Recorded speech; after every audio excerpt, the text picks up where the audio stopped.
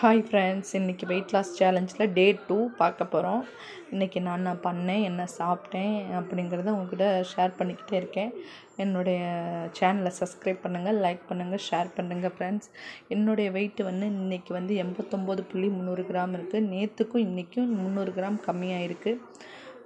காலையில் 12 மணி வரைக்கும் நான் தண்ணி மட்டும் தான் குடிப்பேன். ஏன்னா இன்டர்மீடியட் ஃபாஸ்டிங்கில் சாப்பிடக்கூடாதுல்ல, அதனால் வெறும் தண்ணி மட்டும் தான் குடிப்பேன். மத்தியானம் லன்ச் 1 மணிக்கு சாதம், புளிக்குழம்பு, முட்டை ஆம்லேட், பொரியல் வச்சு சாப்பிட்டேன்.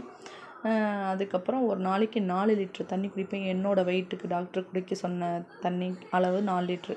உங்களுடைய வெயிட்டுக்கு என்னமோ அதை பொறுத்து நீங்கள் தண்ணி குடிச்சிக்கோங்க. நைட்டு டின்னர் 7 மணிக்குள்ளே முடிச்சுட்டேன். ஒரு தோசை சட்னி வச்சு முடிச்சுக்கிட்டேன்.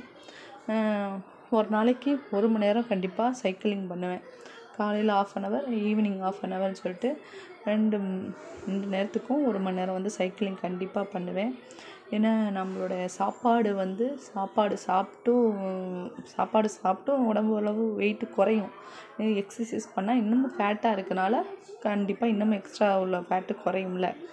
அதே மாதிரி நம்ம கடையில் பொரிச்சது, வறுத்தது, ஜங்க் ஃபுட், ஃபாஸ்ட் ஃபுட்லாம் கண்டிப்பாக சாப்பிடக்கூடாது ஃப்ரெண்ட்ஸ். கார்போஹைட்ரேட் அளவை குறைச்சிக்கிட்டோம்னாவே நம்மளோட வெயிட் லாஸ் கண்டிப்பாக சக்ஸஸ் ஆகும். தேங்க்யூ.